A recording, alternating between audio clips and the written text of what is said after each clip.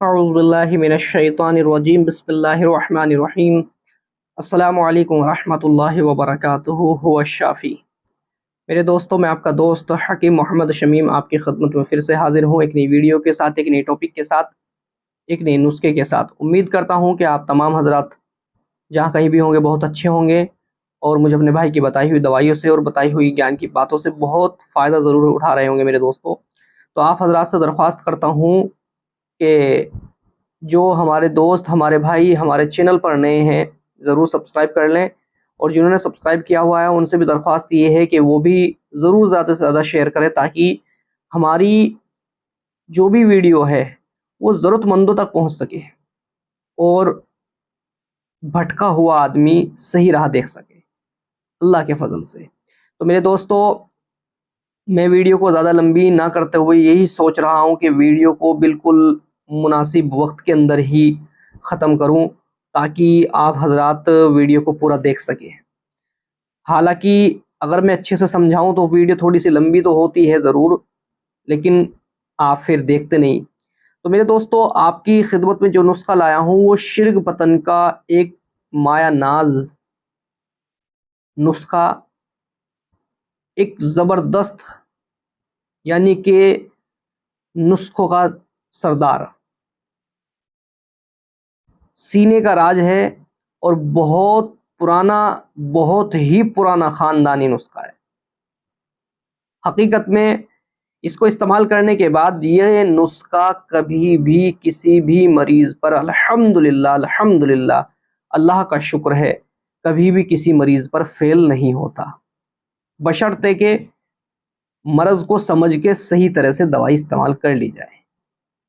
तो मेरे दोस्तों, मैं आपको बता दूं, जिन लोगों को शिर्क पतन है, और शिर्क पतन ये है क्या? देखो, बीमारी दो तरह से होती है, एक तो होता है शिर्क पतन और एक होती है जकावत हिस। हिंदी में बोल रहा हूं मैं आपको, ये शिर्क पतन और जकावत हिस। अब शिर्क पतन किसे कहते हैं और जकावत हिस किसे कहते हैं? जकावत हिस तो उसे कहते हैं कि कपड़े उतारे, बीवी के साथ थोड़ा सा फोर प्ले किया। फोर प्ले करने का तो मौका ही नहीं मिलता बेचारे को जिसके जकावत हिस होती है। फोर प्ले तो बस ऐसा ही किया कराया, क्योंकि फोर प्ले अगर करते भी हैं और पेनिस स्टैंड हुआ तो अंदर दाखिल करना तो बहुत दूर की बात, टच करते एकदम मनी खारिज हो जाती है, पूरा वीर्य निकल जाता है, स्खलित हो जाता है। ये होता है जकावत हिस। इसमें पेनिस की एक सेंसिटिव बढ़ जाती है, जिससे क्या होता है कि टोपी पे गुदगुदी उठती है और मनी खारिज हो जाती है। ये होता है जकावत हिस। तो अगर ये बीमारी है तो इसका इलाज दूसरे तरीके से होगा, दूसरी दवाइयाँ चलेंगी। और अगर शिर्क पतन है, शिर्क पतन किसे कहते हैं? शिर्क पतन कहते हैं कि अंदर डालने के बाद मिनिमम मिनिमम कम से कम 1.5 से 2 मिनट टाइमिंग होना, ये शिर्क पतन है।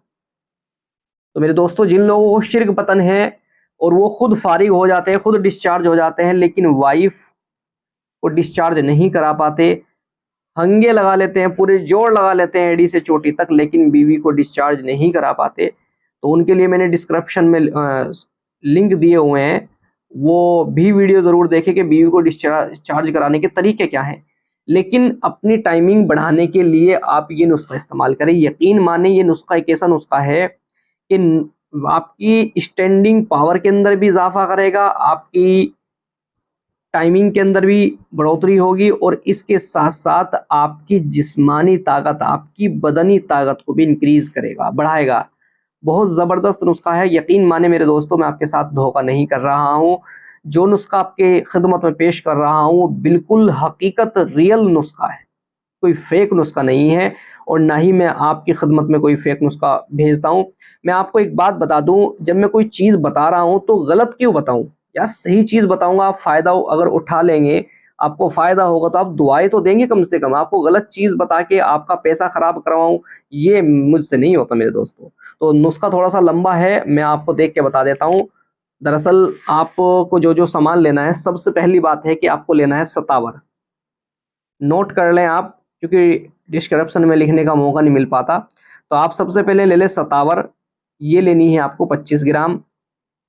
अभी मैं जहाँ तक भी बोल रहा हूँ सारी चीज़ें 25-25 ग्राम है। अगर मैं बताना कहीं भूल जाऊँ तो आप बेफ़िक्र रहिए, सारी चीज़ें 25-25 ग्राम है जितनी जड़ी बूटियाँ हैं।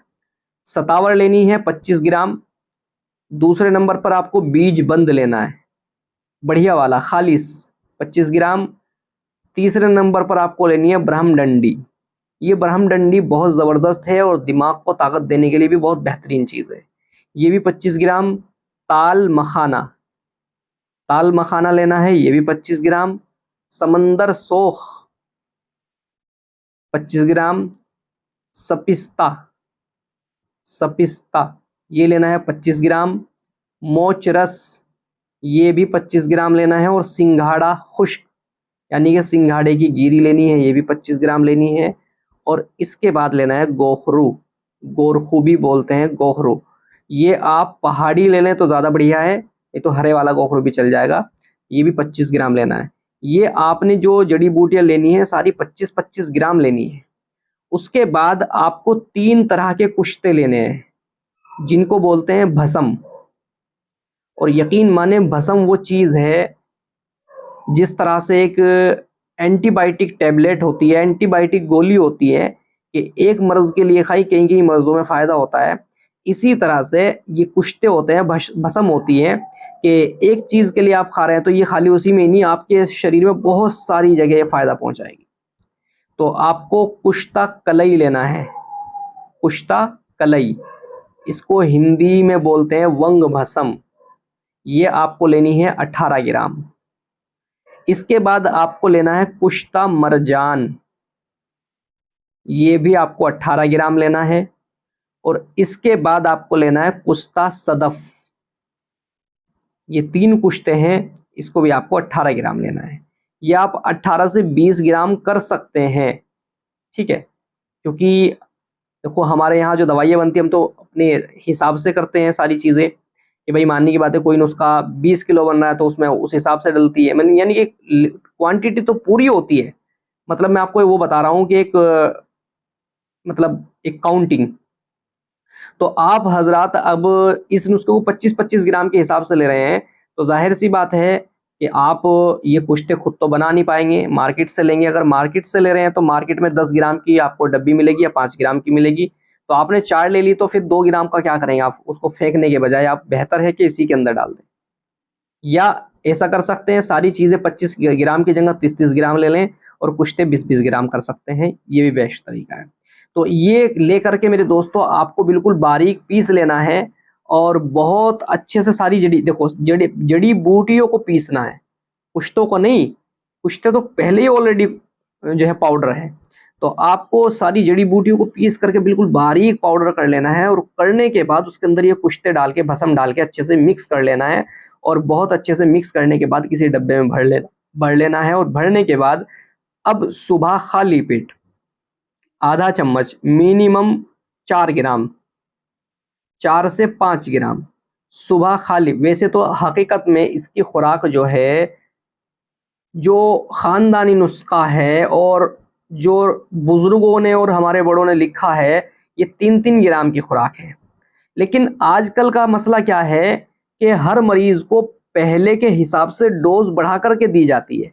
उसकी वजह है, अगर मैं सारा खुलासा करूँ तो वीडियो लंबी हो जाएगी। उसकी वजह ये है कि पूरा परहेज़ ना करना, या फिर सही तरह से टाइम टू टाइम दवाई ना लेना, या फिर बीच-बीच में सोहबत कर लेना, जिसकी वजह से जो दवाई की खुराक है, क्वांटिटी है, जो एक लेवल है, फिर वो उसको सही तरह से रिज़ल्ट नहीं दे पाती। इसलिए दवाई की जो है मिकदार बढ़ा दी जाती है।